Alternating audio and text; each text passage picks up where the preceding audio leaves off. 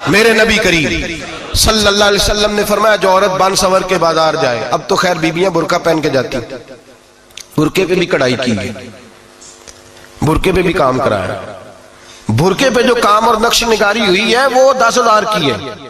برقع پردے کے لیے پہنا تھا، دکھانے کے لیے؟ یہ کیسا برقع ہے کہ اس نے برقع بھی پہنا ہوا ہے اور برقع بھی اس نے فیشن والا پہن لیا ہے؟ یہ کس طرح کا؟ اس تو پردے کو پردے کی ضرورت پڑ گئی۔ میرے حبیب پاک علیہ السلام نے فرمایا بلا ضرورت، عورت کو اجازت ہے بیمار ہو تو ڈاکٹر کے پاس جائے، عورت کو اجازت ہے ضرورت پڑ جائے گھر میں سودا سلف نہ آتا ہو تو لینے چلی جائے، عورت کو اجازت ہے اگر گواہی کی ضرورت پڑ جائے تو پردہ کر کے قاضی عدالت کے پاس گواہی دینے جائے، عورت کو اجازت ہے حج پہ جائے، عورت کو اجازت ہے عمرے پہ جائے، عورت کو اجازت ہے کہ اگر کسی وقت جہاد کے لیے عورتوں کی ضرورت پڑ گئی تو حضرت فاطمہ اور جناب عائشہ کی سنت ادا کرے، جہاد کو جائے۔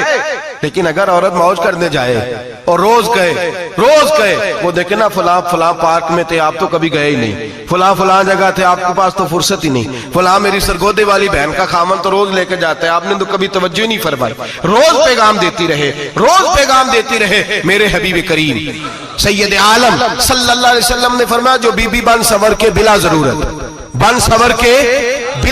بازار جائے، نبی پاک علیہ السلام نے فرمایا ایک قدم وہ اٹھائے گی تو اس پر اللہ کی لعنت برسے گی، فرشتوں کی لعنت برسے گی، زمین والے لعنت برسائیں گے، آسمان والے لعنت برسائیں گے۔ اور میرے حبیب بولے تو فرمایا جب اللہ کی لعنت برسے گی تو میں بھی اس بی بی پہ لعنت ہی کروں گا جو بی بی بن سور کے جائے۔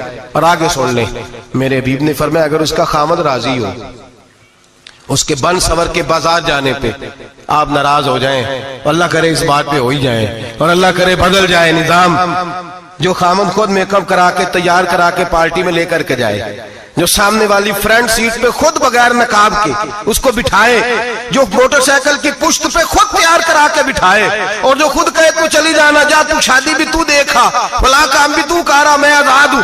میرے حبیب نے فرمایا جس کی بیوی بن سور کے جائے، جس کی بیوی میک اپ کر کے جائے، چیلم پہ بھی بیوٹی پارلر سے ہو کے جاتی ہے، جس کی بیوی بن سور کے نکلے وہ راضی ہو، وہ خوش ہو۔ بعض ایسے منع کرتے ہیں، ناراض ہوتے ہیں، وہ گناہ صرف عورت کے ذمے ہے، لیکن اگر عورت بن سور کے نکل رہی ہے اور خامد راضی ہے، وہ کہتا ہے ہاں ہم ماڈرن ہیں، ہم جدید دور کے ہیں، ہاں جدت اسی کا نام ہے، ہاں لوگوں کو پتا کیسے چلے گا ہمارے پاس پیسے ہیں، کیسے پتا چلے گا کہ 3 گاڑیاں ایک ابا جی کے پاس ہے، ایک بیٹی کے پاس ہے، ایک بیوی کے پاس ہے، کیسے پتا چلے گا کہ ہم بہت تعلقات والے ہیں، ابا جی فلاں شادی پہ، بیٹی فلاں گھر میں اور بیوی فلاں گھر چلی گئی، ہمارے تعلقات زیادہ ہیں اس لیے ہمیں زیادہ جانا پڑتا ہے۔ میرے حبیب کریم علیہ السلام نے فرمایا عورت بن سور کے جائے، خامد راضی ہو، وہ جتنے قدم اٹھائے گی اتنے ہی اپنے خامد کے لیے جہنم میں مکان تعمیر کرے گی۔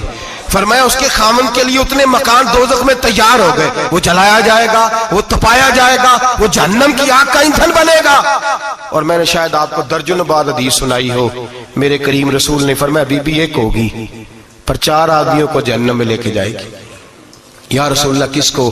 فرمایا باپ نے پردے کا نہیں کہا تو باپ بھی دوزخ میں جائے گا، اگر بھائی نے پردے کا نہیں کہا تو وہ بھی دوزخ میں جائے گا، شوہر نے پردہ نہیں کرایا تو وہ بھی جہنم میں جائے گا۔ وہ بیٹا جو کہتا تھا نا 1.25 لاکھ کا موبائل لینا ہے تو اماں نے گھر کے اندر شور ڈال دیا، مجبور کیا خامن کو لے کر کے دیا، اس بیٹے سے پوچھا جائے گا تو ساری ضدیں اماں سے منواتا تھا، یہ تو نے کیوں نہیں کہا پردہ کر لے؟ اور اب تو بی بی ذرا 40 سال کی ہوتی ہے تو کہتے میری خیر ہے میں بوڑھی ہو گئی ہوں، میری خیر ہے، روٹیاں ساری کھاتی ہوں باقی سارے کاموں میں جوانوں کی طرح ہوں، پردہ نہیں میں نے کرنا، میری خیر ہے، فلانا تو میرے بیٹے کی طرح۔ ظلم کی حد ہے، ظلم کی حد۔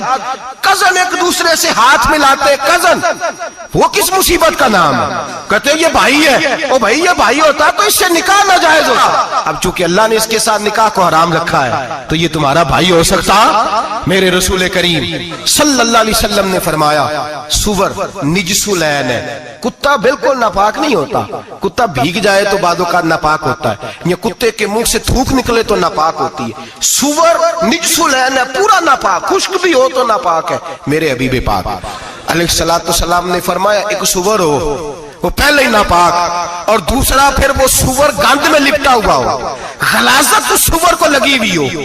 فرمایا ایک تو سور جو نجس العین ہے اور پھر وہ گند میں لپٹ جائے، غلاظت میں بھر جائے، اس کے پورے وجود کو گندگی لگ جائے، فرمایا وہ سور گندگی اور غلاظت میں لپٹا ہوا تیرے جسم سے لگ جائے تو اتنا برا نہیں جتنا غیر محرم عورت کا وجود تیرے وجود سے لگ جائے تو برا ہے. کس قدر تفصیل دی, کہاں سے بات شروع کی اور کہاں میرے نبی نے سکھائی. کزن ہاتھ ملا رہی ہے, کزن کے ساتھ بازار جایا جا رہا ہے, کزن کے ساتھ فلاں کام ہو رہا ہے, کزن کو چچا کا بیٹا بھائی ہوتا ہے. اگر یہ سگا بھائی ہوتا تو اس کے ساتھ نکاح ناجائز ہوتا. خدا را آ جاؤ, لوٹ آؤ, واپس پلٹو دین کی طرف, لوٹو اس تباہی سے نکلو. یہ جو آگ ہے, یہ جو بے سکونی ہے, یہ جو تماشا ہے, یہ لاکھوں کمانے کے باوجود جو بے برکتی ہے, یہ بڑی بڑی فوجوں کے باوجود جو روز میتیں اٹھتی ہیں, یہ جو روز جنازے پڑے جاتے ہیں, یہ جو روز بیٹیاں بیوہ ہوتی ہیں, یہ جو روز ماؤں کے سہاگ لٹتے ہیں, یہ ہماری نافرمانیاں ہیں. ہم دین کے معاملے میں ہم لوگوں نے نرمی شروع کر دی ہے. ہم اللہ اور اس کے رسول سے بغاوت کرنے لگے ہیں. میرے حبیب کریم سید عالم نور مجسم شفیع معظم صلی اللہ علیہ وسلم نے فرمایا زنا صرف شرمگاہ کا نہیں ہوتا. حضور نے فرمایا آنکھیں بھی زانی ہوتی ہیں, کان بھی زانی ہوتے ہیں, زبان بھی زانی ہوتی ہے. بخاری مسلم دونوں میں موجود ہے. صحابہ نے عرض کی حضور زبان کیسے زانی ہوتی ہے؟ فرمایا جو نماز کے باوجود گند بولتا ہے, غلیظ گفتگو کرتا ہے, وہ زبان کا زانی ہے. اور فرمایا جو روز گند دیکھتا ہے, وہ جتنی مرضی تہجدیں پڑھے, وہ آنکھ کا زانی ہے. اور جو گندی باتوں میں لذت محسوس کر کے سنتا ہے, وہ جتنا مرضی روز اٹھ کے مسجد میں جھاڑو دے, وہ کانوں کا زانی ہے. میرے نبی نے فرمایا آنکھ کا زنا بھی چھوڑ دو, کان کا زنا بھی, بولیے کان کا زنا بھی, زبان کا زنا بھی. مسند امام احمد بن حنبل اٹھائیے. ایک صحابی نے عرض کی حضور نماز میں دل نہیں لگتا, میرا قرآن پاک میں دل نہیں لگتا, درود و سلام میں دل نہیں لگتا. آمنہ کے معصوم لال نے کیا جواب دیا؟ حضور نے فرمایا جا اپنی نظر جا کے پاک کر لے, اللہ کے نبی کا وعدہ ہے تیرا سجدے میں دل لگنے لگ جائے گا. جا اپنی آنکھ کو طہارت دے, وضو کرا, نظروں کو پاک کر, اللہ کے رسول کا وعدہ ہے تیرا قرآن پاک میں دل لگے گا. جا کے اپنی نظر کو پاک کر, وعدہ ہے تیری زبان پہ درود و سلام جاری ہو جائے گا, اللہ کا ذکر جاری ہو جائے گا. میرے بھائیوں, عورت کا پردہ, عورت کا حجاب دین میں اسی طرح فرض ہے جس طرح نماز فرض, جس طرح روزہ فرض ہے, جس طرح زکوٰۃ فرض ہے, اسی طرح عورت کا پردہ بھی فرض ہے. اگر کسی گھر میں عورت پردہ نہیں کرتی, اس گھر کے مکین سارے اللہ کے حضور جواب دے ہیں. میرے حبیب کریم علیہ السلام نے جس عورت کو پسند کیا, جس عورت کی تعریف کی, جس عورت کی بابت میرے نبی نے ارشاد فرمایا, وہ بڑے خوبصورت لفظ ہیں, صاحب احکام القرآن نے لکھے ہیں. میرے حبیب پاک نے صحابہ کی محفل سجائی, مجمع کھچا کھچ مسجد بھر گئی. حضور نے فرمایا بول کے بتاؤ خیر النساء کون سی ہے, عورتوں میں سب سے اچھی بی بی کون سی ہے, بول کر کے بتاؤ. حضرت صدیق اکبر سے لے کر مولا علی تک, حضرت علی سے لے کر جناب بلال تک, حضرت سلمان فارسی سے لے کر عبداللہ مزنی تک بھرا پڑا ہے مجمع. حضور نے فرمایا بولو سب سے اچھی عورت کون ہوتی ہے؟ ایک صحابی کہنے لگے حضور جس کی نماز قضا نہ ہوئی ہو. فرمایا وہ بھی اچھی ہے پر تم میری مراد کو نہیں پہنچے. ایک نے کہا حضور جو خامد کی تابعدار ہو. فرمایا وہ بھی اچھی ہے پر تم میری مراد کو نہیں پہنچے. ایک صحابی نے کہا یا رسول اللہ جو پاک دامن ہو. حضور نے فرمایا تم میری مراد کو. حضرت علی فرماتے ہیں جب سب کے جواب غلط ہو گئے تو میں, قد میرا چھوٹا تھا, میں پیچھے بیٹھا تھا, میں گردن جھکا کے پیچھے سے نکل گیا. سیدہ طیبہ طاہرہ حضرت فاطمہ الزہرا رضی اللہ تعالی فرماتے ہیں بی بی صاحب کے پاس پہنچا. میں نے کہا فاطمہ حضور نے سوال کیا ہے. تو حضرت فاطمہ بھی گویا مسکرا کے کہنے لگی علم کے شہر کے دروازے تو آپ ہی ہیں, تو آپ یہاں آ گئے. کہا حضور نے سوال کیا ہے اور مجھ سے لے کر ابو بکر عمر عثمان غنی تمام کو کسی کو جواب نہیں آیا. حضور نے پوچھا بہترین عورت کون ہوتی ہے, بہترین خیر النساء, بہترین بی بی کون ہوتی ہے؟ تو حضرت سیدہ فاطمہ کہنے لگی علی بڑی سادی سی بات تھی, سادی سی بات تھی, سمجھ نہیں آئی. کہ فاطمہ بتلا دو اتنی سادی ہے. تو حضرت فاطمہ کہنے لگی سب سے بہترین عورت وہ ہوتی ہے نہ کبھی غیر محرم نے وہ بی بی دیکھی ہو. اگلے جملے بھی یاد رکھنے, نہ کبھی غیر محرم نے وہ بی بی دیکھی ہو, اور فرمایا نہ اس بی بی نے کبھی کوئی غیر محرم دیکھا ہو. صرف مرد پہ پابندی نہیں کہ وہ عورت نہ دیکھے، فرمایا عورت پہ بھی پابندی ہے کہ وہ بھی غیر محرم کا چہرہ نہ دیکھے، فرمایا بی بی نے بھی غیر محرم نہ دیکھا ہو، وہ خیر النساء ہے، وہ سب سے اعلیٰ۔ حضرت علی کہتے میں جھٹ سے آیا، پیچھے بیٹھا، بات ابھی جاری تھی، میں نے ہاتھ کھڑا کر دیا، میں نے کہا حضور میں بتاؤں؟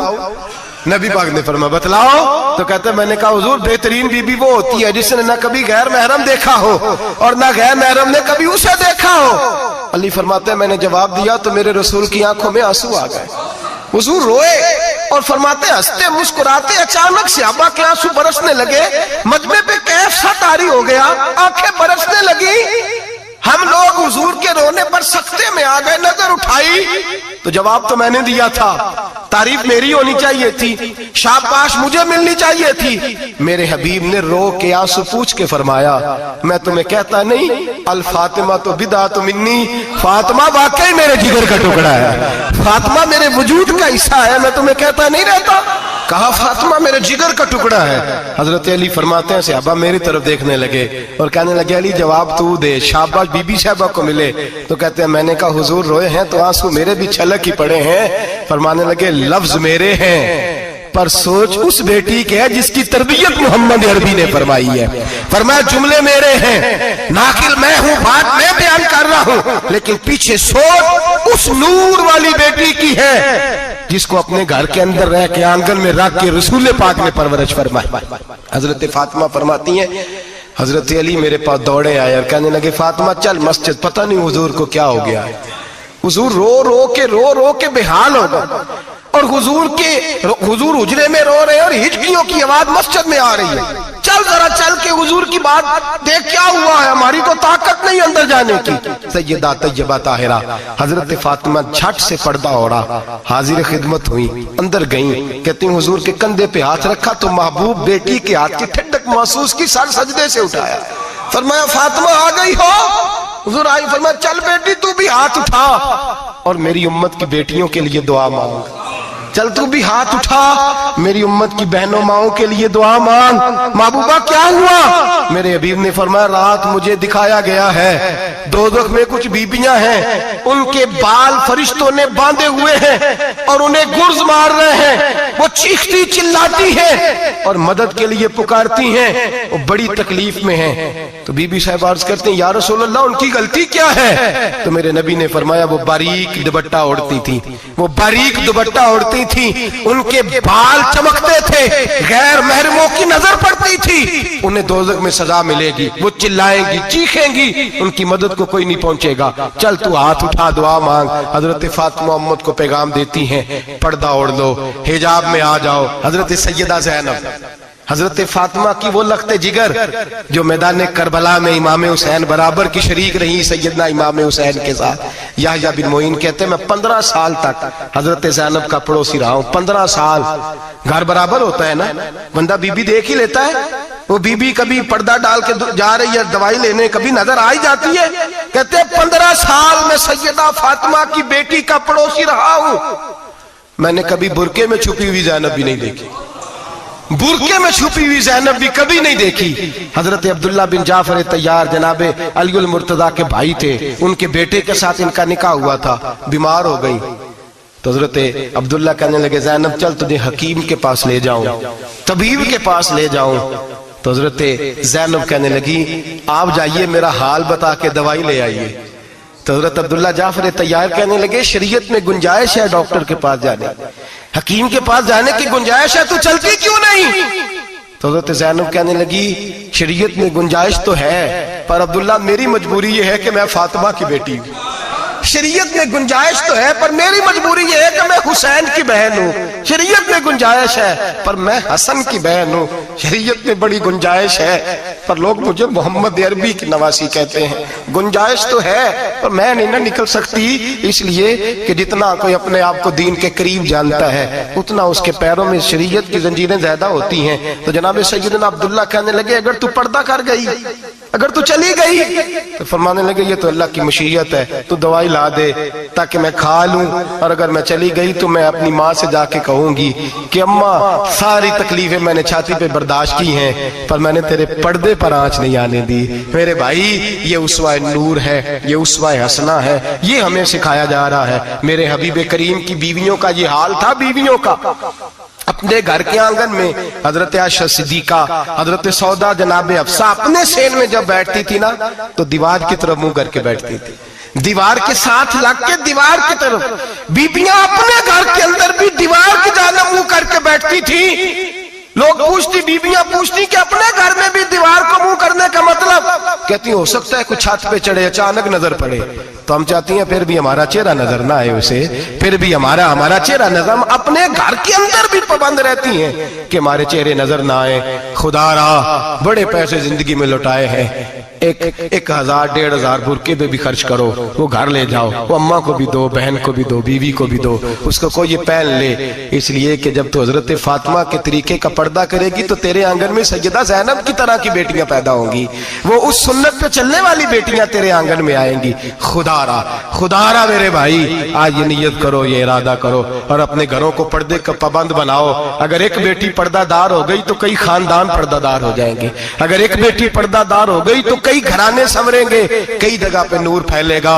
اے عرش کے مالک، اے میرے محبوب کے خدا، تجھے واسطہ ہے میرے محبوب کی بیویوں کا، اور تجھے صدقہ حضور کی شہزادیوں کا۔ اے محبوب علیہ السلام، بے شک ہم نے آپ کو عظیم اخلاق عطا فرمائے، آپ عظیم اخلاق پر ہیں، آپ خلق عظیم کے مالک ہیں۔ انسانی زندگی کے اندر کچھ چیزوں کی اور کچھ رویوں کی بڑی زیادہ ضرورت ہوتی ہے۔ یہ جو انسان کے اخلاقی رویے ہوتے ہیں نا، یہ بھی بڑی اہم ضرورت ہوتے ہیں انسانی زندگی کو گزارنے کے لیے۔ اگر رویوں میں اخلاق نہ ہو، لہجوں میں خوبصورتی نہ ہو، تو انسان کے لیے وقت گزارنا نہایت مشکل ہو جاتا ہے۔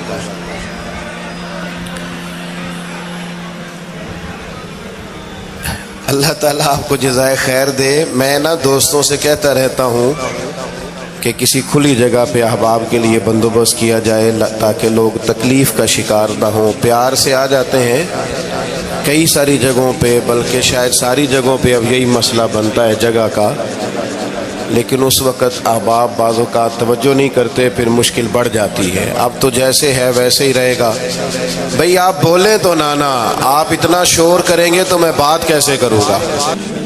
اللہ تعالیٰ نے خیر کیا ہے، کچھ بہتری۔ اب ایک دفعہ بلند آواز سے درود شریف پڑھیں۔ الصلاۃ والسلام علیک یا رسول اللہ وعلی آلک واصحابک یا حبیب اللہ، الصلاۃ والسلام علیک یا نبی اللہ وعلی آلک واصحابک یا نور اللہ۔ عزیز دوستو، میں یہ عرض کر رہا تھا کہ اللہ تعالیٰ نے نبی پاک علیہ السلام کے اخلاق کی تعریف کی ہے۔ ہمارے زمانے میں یہ رویہ ہو گیا ہے کہ اگر اخلاق کی، کردار کی کوئی بھی بات کی جاتی ہے تو لوگ سمجھتے ہیں شاید یہ ایک بیٹا آپ 2 لوگ رہ گئے ہیں، یہاں تو آپ بیٹھ جائیں، پیچھے آپ کے سب اشارے دے رہے ہیں، آپ مہربانی کریں نا یار، میں نے تو کبھی اتنا ٹائم ہی نہیں لگایا جلسہ سیدھا کرنے، یہاں تو بڑی مشکل ہو گئی۔ اللہ آپ کو برکت دے، آپ تو بڑے پیارے لوگ ہیں، آئے سارے پیار سے، پر وہ پیار میں جیتنا چاہ رہے ہیں ایک دوسرے سے، حالانکہ پیار میں جو مزہ ہارنے کا ہے نا، جتن جتن تے ہر کوئی کھیڈے تو ہارن کھیڈ فقیرا، جتن دا مل کوڈی پیندائی، ہارن دا مل ہیرا۔ اس میں تو قربانی دینی چاہیے، ایک دوسرے پر اظہار کرنا چاہیے، کہنا چاہیے یار آپ بیٹھ جائیں میں ذرا پیچھے چلا جاتا ہوں، یہ تو دینی ماحول ہے، اس میں تو اظہار کی ضرورت۔ بہرحال آمدام برسر مطلب ہمارے ہاں لوگ سمجھتے ہیں کہ اخلاق کی بات کی جائے تو شاید یہ بڑا عام سا سادہ سا کوئی عنوان ہے، حالانکہ یاد رکھیے گا نبی پاک علیہ السلام نے فرمایا ہے میں مکارم اخلاق کی تکمیل کرنے کے لیے دنیا میں آیا۔ فرمایا میں اخلاق ہی کو تو مکمل کرنے آیا ہوں۔ اور نبی پاک علیہ الصلوۃ والسلام نے اخلاقی رویوں پر بہت زیادہ زور دیا ہے۔ حضور علیہ السلام فرماتے ہیں کہ قیامت کے دن میرے سب سے زیادہ قریب وہ شخص ہوگا جس کا اخلاق زیادہ اچھا ہوگا۔ ہمارے ہاں لوگوں نے اخلاق کا معنی بھی اپنی مرضی کا کیا ہوا ہے۔ بعض لوگوں کا خیال ہے کہ صرف میٹھا بولنا ہی اخلاق ہے، حالانکہ میٹھا بولنا بھی اخلاق ہے، لیکن صرف میٹھا ہی بولنا اخلاق نہیں۔ میٹھا تو لوگ اپنے مطلب کے لیے بھی بولتے ہیں، میٹھا تو اس لیے بھی بولتے ہیں کہ مجھے اب کام پڑ گیا، اور بعض لوگوں کی ٹریننگ ہوتی ہے اس لیے وہ میٹھا بولتے ہیں۔ آپ کسی بہت بڑے شاپنگ مال پہ چلے جائیں تو وہاں جو سیلز مین ہوتے ہیں ان کی ٹریننگ ہوتی ہے کہ انہوں نے بولنا ہی میٹھا ہے، گاہک جتنی مرضی تلخی کرے وہ تلخ نہیں ہوتے، میٹھا بولتے ہیں۔ بعض لوگوں کی ٹریننگ ہوتی ہے امیر سے میٹھا بولتے ہیں، غریب سے میٹھا، تو یہ اخلاق نہیں، یہ تو انہوں نے کچھ دیر کے اپنے آپ کو سمجھایا ہے، قائل کیا۔ یاد رکھیے گا صرف میٹھا بولنا اخلاق نہیں بلکہ سچ بولنا اخلاق ہے۔ صبر، تحمل، بردباری، وفاداری اور بلند ترین اخلاق کا مالک وہ بندہ ہوتا ہے جو خوددار ہوتا ہے، کسی دنیا دار کے سامنے ہاتھ نہیں پھیلاتا، اللہ تعالیٰ نے جو اسے دیا ہوتا ہے اس پر راضی رہتا ہے، اس کے مزاج میں، اس کی کو ذرا کم کر دیں جی، اس کے مزاج میں لالچ نہیں ہوتا، ہرس، ہوس، طمع، مفاد پرستی، یہ چیزیں جس آدمی کے مزاج میں نہیں ہوتی وہ شخص با اخلاق ہوتا ہے۔ اور بندے میں مروت ہو، وفاداری ہو، خلوص ہو، للہیت ہو تو بندہ با اخلاق ہے۔ میرے دوستو، جس طرح ہم اپنا مکان محنت کر کے تعمیر کرتے ہیں اور تھوڑا سا بھی درزی اگر کپڑے میں فرق پیدا کر دیتا ہے تو ہمارے لیے مشکل ہوتا ہے پہننا، ہم محنت کر کے تعمیر کرتے ہیں لباس کی، ہم اپنے لیے تعمیر کرتے ہیں چیزوں کو کہ بالکل ٹھیک اور پرفیکٹ چیزیں ہونی چاہیے۔ اسی طرح ہمیں اپنے کردار کو بھی تعمیر کرنا پڑتا ہے، اس پر ہمیں محنت کرنی پڑتی ہے۔ جس چیز پر بھی محنت کی جاتی ہے وہ قیمتی ہو جاتی ہے۔ جب ہم تھوڑی محنت اپنے اخلاق پر بھی کریں گے نا، اپنے رویوں پر بھی کریں گے تو اس میں بھی بہتری آ جائے گی۔ اصل مسئلہ یہ ہوا ہے امت کے ساتھ کہ ہم نے یہ سمجھنا شروع کر دیا ہے آج کے دور میں کہ شاید لوگ صرف تقریر ہی سنیں گے، شاید لوگ صرف تصویر ہی دیکھیں گے، شاید لوگ صرف ہمارا آنا جانا، دبدبا، استقبال، پروٹوکول دیکھیں گے۔ حالانکہ یاد رکھنا، سب سے زیادہ جو چیز تبلیغ کرتی ہے وہ انسان کا کردار ہوتا ہے، وہ اس کا اخلاق ہوتا ہے۔ بہت سارے بزرگ تو ایسے جو تقریریں کرتے ہی نہیں تھے، اعلیٰ حضرت بریلوی رحمۃ اللہ علیہ تو کبھی کبھار کوئی گفتگو کرتے تھے، تقریر ہوتی نہیں تھی، لیکن ان کے کردار کی خوشبو ایسی تھی جو پاس بیٹھتا تھا درد والا ہو جاتا تھا، جو قریب رہتا تھا اس میں خلوص آ جاتا تھا۔ آپ جو اٹھتے بیٹھتے چلتے پھرتے کہتے ہیں اسی سے پتہ چل جاتا ہے کردار کس طرح کا ہے۔ اس کے لیے آپ کو، اور ویسے بھی امام راضی رحمۃ اللہ علیہ سے کسی نے کہا تھا با اخلاق کون ہوتا ہے؟ فرمایا جسے نیکیاں کرنے میں تکلف نہ کرنا پڑے، نیکی بڑی آسانی سے اس سے سرزد ہو جائے، وہ بندہ اخلاق والا ہوتا ہے۔ آسانی سے نیکی کر لے، مشکل درپیش نہ ہو، بندہ با اخلاق ہوتا ہے۔ جب جب ہمارا اخلاق اور کردار اور لب و لہجہ اور اٹھنا بیٹھنا، آپ بڑی تعریفیں کریں گھر جا کے کہ میرے استاد بڑے قابل ہیں، آپ کہیں میں بہت عالی شان پیر صاحب کا مرید ہوں، کیا بات، لیکن خدا نہ کرے بیوی کو گالی دیں تو وہ اسی وقت کہہ دے گی یہ سکھایا تجھے تیرے پیر صاحب نے، یہ استاد صاحب سے سبق پڑھ کے آیا، یہ اس تنظیم کا آدمی ہے۔ وہ کبھی قبول نہیں کرے گی آپ کے استاد کو، آپ کے پیر صاحب کو، آپ کی تنظیم کو، کہے گی پتہ ہے مجھے کس پانی میں۔ یہ سکھاتے ہیں تمہیں؟ جب تک اخلاقی رویہ بدل نہیں جاتا، آپ کہیں میں بڑی محافل کراتا ہوں، میں بہت بڑا آدمی ہوں اور میں بڑے دینی کام کرتا ہوں اور میں اپنے اوپر لیبل رکھتا ہوں، لیکن آپ کا دوستوں کے ساتھ اٹھنے بیٹھنے میں حلال حرام کی تمیز میں ہی کوئی خیال نہ ہو تو کوئی نہیں مانے گا آپ کی بات۔ ہمارے ہاں سنت شریعت کا بھی ہم نے اپنی مرضی کا نام رکھ لیا ہے نا۔ میں نے الحمدللہ زندگی میں داڑھی نہیں کٹوائی، مجھے کبھی خط بھی نہیں کرانا پڑا، شروع سے رکھی ہے، اور امامہ تو اب ایسے محسوس ہوتا ہے طبیعت کا حصہ بن گیا ہے۔ یہ عظیم سنتیں ہیں رسول پاک کی۔ میری طرح کے ایسے لوگ بھی پہن لیں جو بالکل خوبصورت نہیں ہوتے تو داڑھی پگڑی سے وہ بھی کبھی کبھی اچھے لگنے لگ جاتے ہیں، لیکن صرف داڑھی اور پگڑی حضور کی سنت نہیں۔ یہ بھی آپ نے سچ غور کرنا ہے اس پر بھی۔ صرف دین کا لباس پہننا ہی حضور کا طریقہ نہیں، اخلاق اور کردار کو سمجھیں۔ حضور کی جو سنت سب سے پہلے لوگوں میں معروف ہوئی تھی، جس سے تعارف ہوا تھا، وہ تو صادق اور امین ہونا ہے۔ او بھائی سچ بولنا بھی تو حضور کی سنت ہے نا، دیانتدار رہنا بھی تو نبی پاک کا طریقہ ہے نا۔ آپ صرف ایک مخصوص لباس پہن لیں فقط اور باقی چیزوں سے آپ آزاد ہو جائیں گے۔ ہو سکتا، میں اکثر کہتا ہوں کہ مسواک لے کر دانت صاف کرنا بھی حضور کی سنت ہے اور دل صاف رکھنا بھی حضور کی سنت ہے۔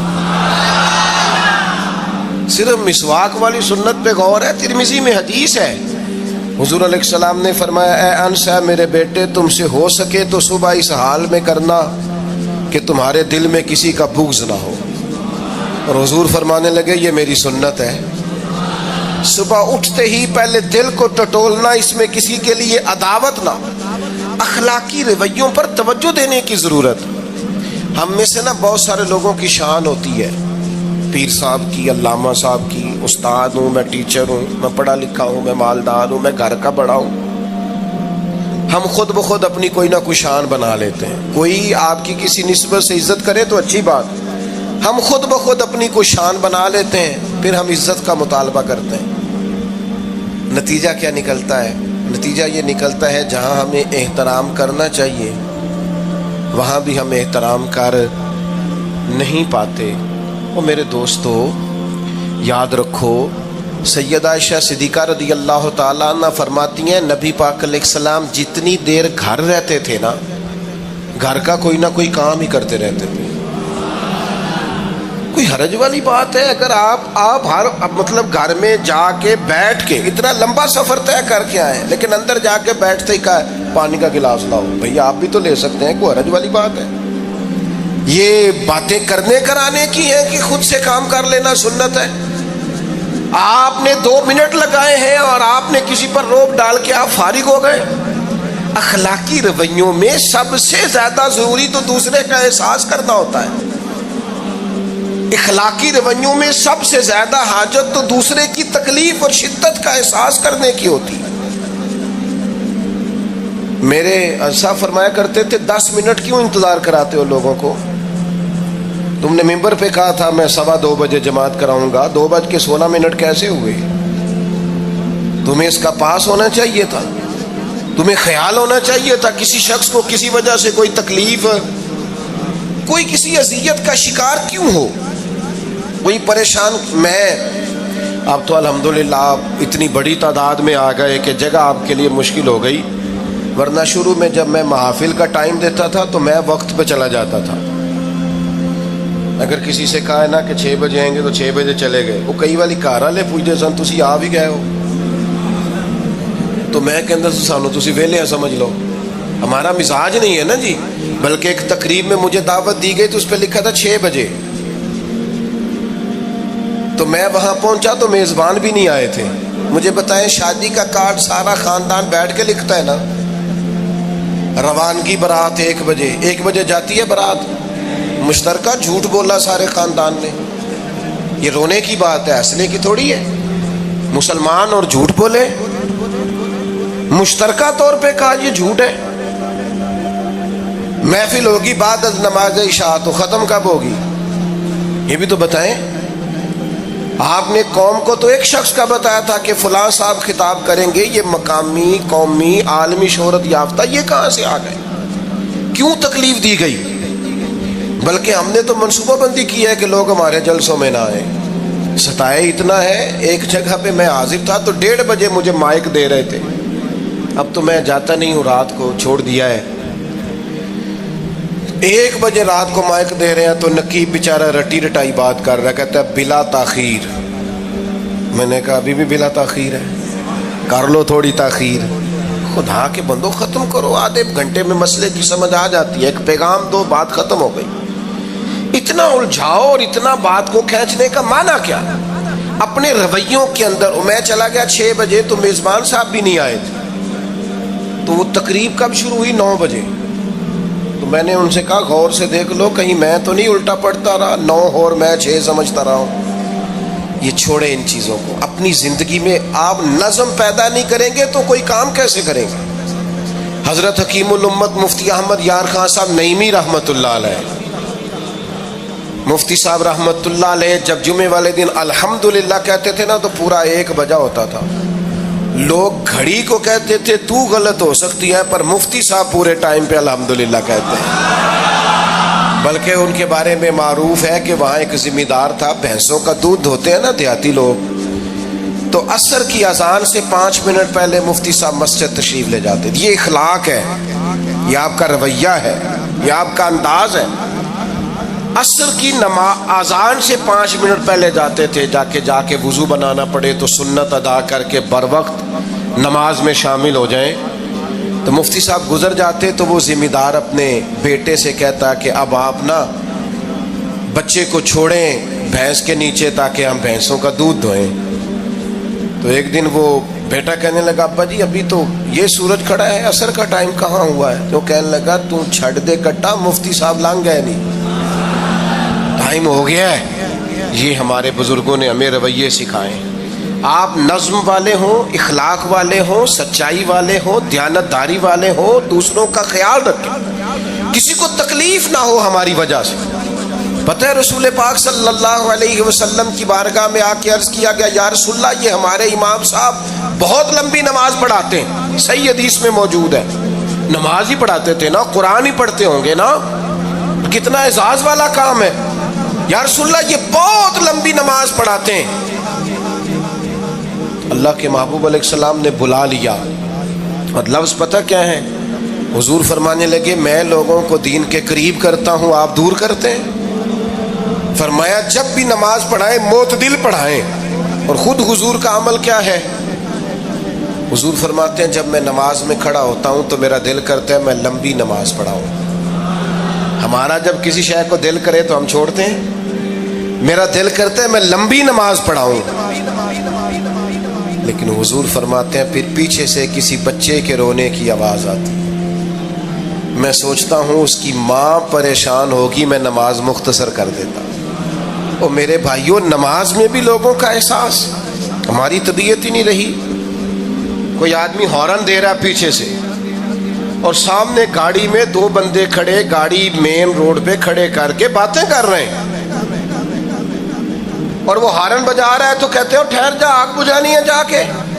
ایک تو آپ نے اتنا ظلم کیا کہ آپ نے روڈ بند کیا, اور دوسرا اخلاقی رویہ یہ ہے. اور میرے بھائی یہ بھی بد اخلاقی ہے کہ آپ اپنا موٹر سائیکل مین روڈ پہ کھڑے کر کے دکان پہ چلے جائیں, لوگوں کو تکلیف میں ڈالیں گے. اسلام اس کی اجازت نہیں دیتا. رستوں کے نشان مٹانے والے کو نبی پاک نے تنبیہ فرمائی, کسی کو تکلیف ہو, اذیت ہو. اور بعض لوگ سمجھتے ہیں کہ میں نے پریشر میں رکھی ہوئی ہے دنیا, ڈرتے ہیں لوگ مجھ سے.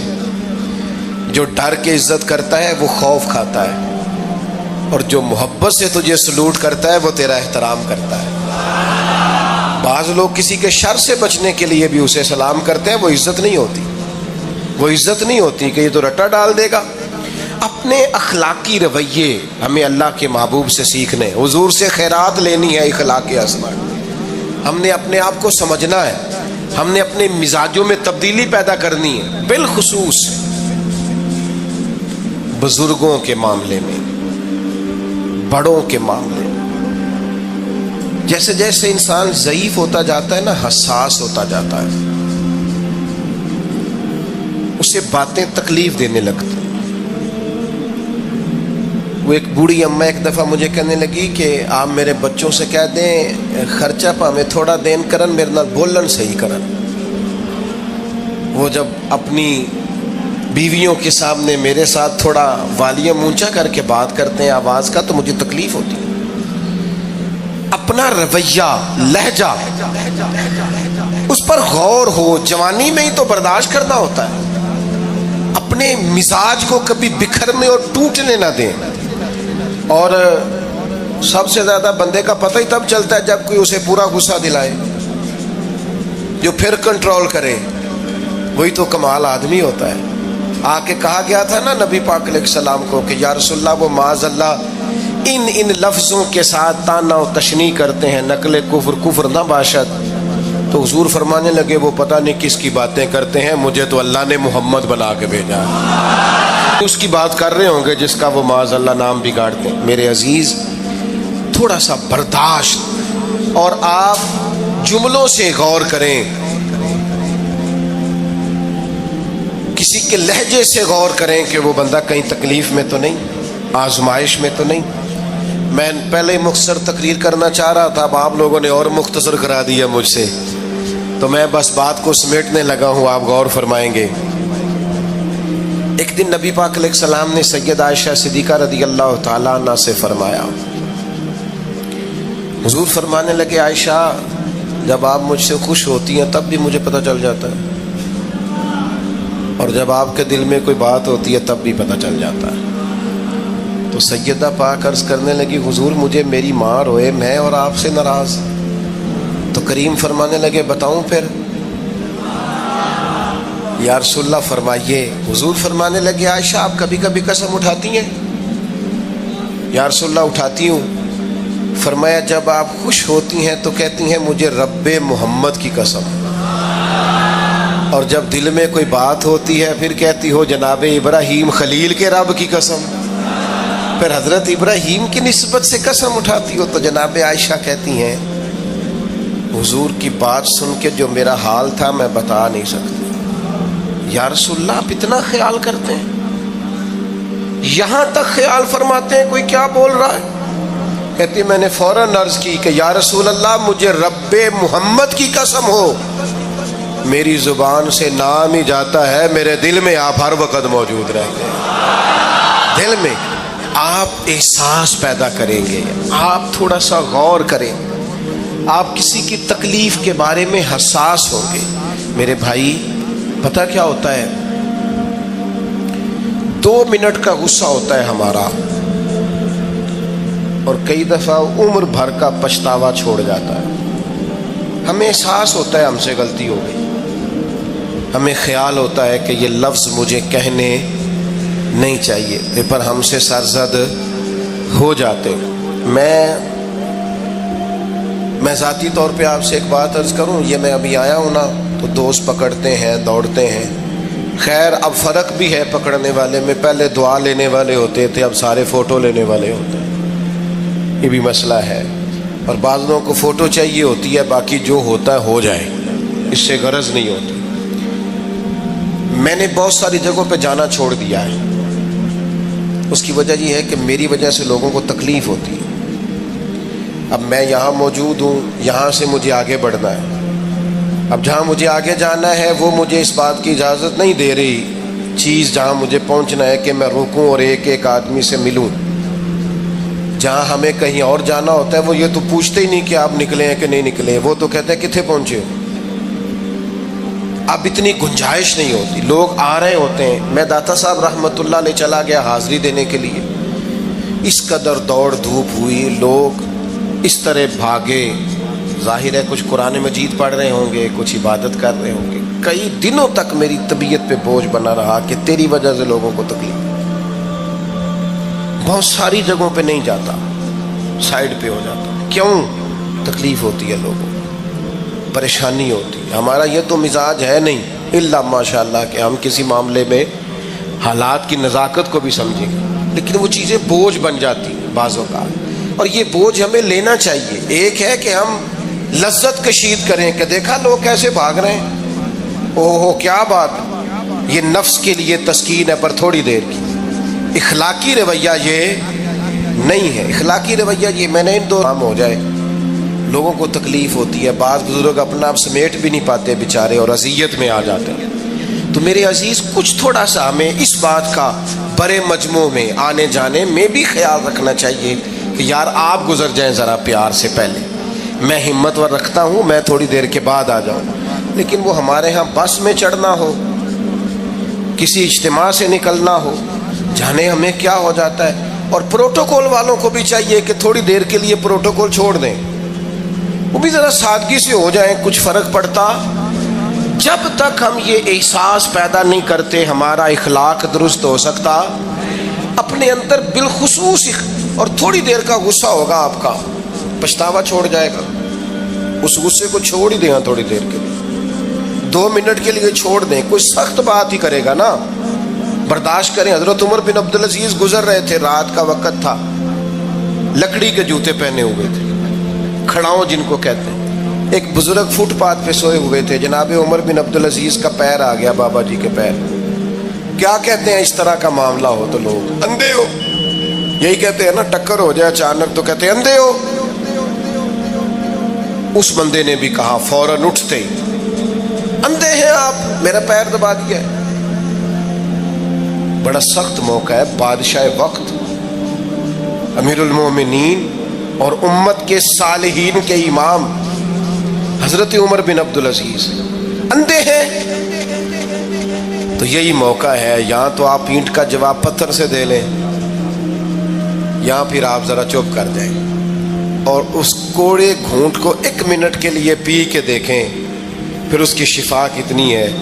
حضرت عمر بن عبدالعزیز ہنس پڑے، فرمانے لگے نہیں بزرگوں، اندھا نہیں ہوں، مجھے نظر آتا ہے.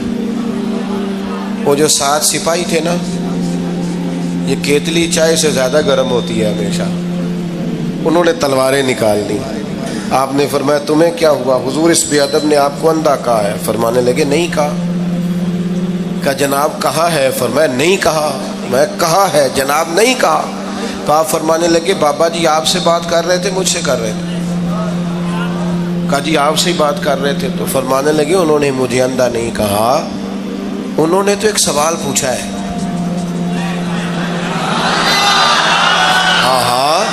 جتن جتن ہر کوئی کھیڈے تو ہارن کھیڈ فقیرا، اوے جتن دا مل کوڈی پیندا ہی، ہارن دا مل ہیرا. انہوں نے کہا بابا جی نے سوال پوچھا، انہوں نے پوچھا اندھے تو نہیں؟ تو میں نے جواب دے دیا نہیں مجھے نظر آتا ہے. اس میں جھگڑے والی کون سی بات ہے؟ اتنا سا ہی تو مسئلہ ہے. اگر اس کا غصہ بنا لیا جاتا اور سخت رد عمل دیا جاتا تو عمر بھر پچھتاوا رہتا. والد صاحب کے سامنے تو میرے خیال ہے کر ہی لیں گے، ایسا کر لیں گے نا. اگر وہ غصہ کریں تو کہیں گے نا ابا جی جیسے آپ کہتے ہیں ہو جائے گا، مشکل تو نہیں. اماں جی کے سامنے تو کر لیں گے نا. اے جنہ دی مووی بن رہی صرف یہ نہیں ہاں نہ کر رہے ہیں، یہ گل پکی نہ ہو جائے، باقی بول رہے ہیں ماشاءاللہ سے. والد صاحب کا غصہ برداشت کر لیں گے انشاءاللہ، بزرگوں کا برداشت کر لیں گے. سید صاحب ہے، عالم ہے، کوئی بزرگ ہیں، اگر کبھی کسی وقت سمجھانے کے لیے کوئی تنبیہ کر دیں تو قبول کر لیں گے انشاءاللہ. نوجوانوں سے کہتا ہوں اگر جوانی اللہ نے عطا کیا تو پھر حوصلہ بھی ہونا چاہیے. اور آخری بات آپ سے یہ ہے، ہر نماز میں ہر موقع پر فلسطین کے لیے دعا کریں اور اپنے اندر ان کی حمایت کا جذبہ بھی پیدا کریں.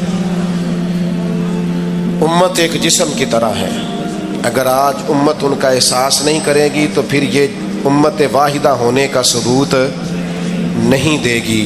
اللہ کی بارگاہ میں یہ دعا ہے، اللہ ان مجاہدین کی مدد فرمائے، اسلامی حکمرانوں کو غیرت ایمانی نصیب کرے اور اللہ تعالیٰ انہیں اخلاص کے ساتھ دین کے لیے اکٹھے ہونے کی توفیق عطا فرمائے. محفل آگے چلے گی جی، جاری رہے گی نا؟ آپ لوگ تشریف رکھیں، مجھے بتا رہے ہیں کہ محفل آپ کی جاری ہے، ابھی پروگرام چلے گا نا، نعت شریف ہوگی تو پھر آپ خود ہی تو کہہ رہے ہیں چلے گی. اللہم صلی علی سیدنا مولانا محمد معدن الجود والکرم وآلہ وبارک وسلم۔ اللہ ہماری حاضری قبول فرما، جن دوستوں نے یہ بندوبست کیا ہے انہیں بہترین صلہ عطا فرما۔ اللہ تعالیٰ امت کی خیر فرما، پاکستان پر فضل فرما، اپنی رحمتوں سے ہم سب کو مالا مال فرما، بیماروں کو شفا عطا فرما، مقروضوں کو قرض کے بوجھ سے رہائی نصیب فرما، تنگ دستوں کو وسعت عطا فرما۔ اللہ عالم اسلام کے حق میں رحمت والے فیصلے فرما، فلسطین کے مجبوروں کی مدد فرما، صہیونی طاقتوں کو نیست و نابود فرما۔ اللہ تعالیٰ دنیا ہو یا آخرت ہو ہماری پردہ پوشی فرما، ہمارے حال پہ رحم فرما، ہم سے درگزر فرما، علم نافع عمل صالح کی توفیق عطا فرما، سجدوں کا ذوق اور عبادتوں کا شوق عطا فرما، تلاوتوں کی لذت عطا فرما، اپنی رحمت اور اپنا فضل نصیب فرما۔ رب اغفر وارحم وانت خیر الراحمین، وصلی اللہ تعالی علی حبیبہ سیدنا و مولانا محمد۔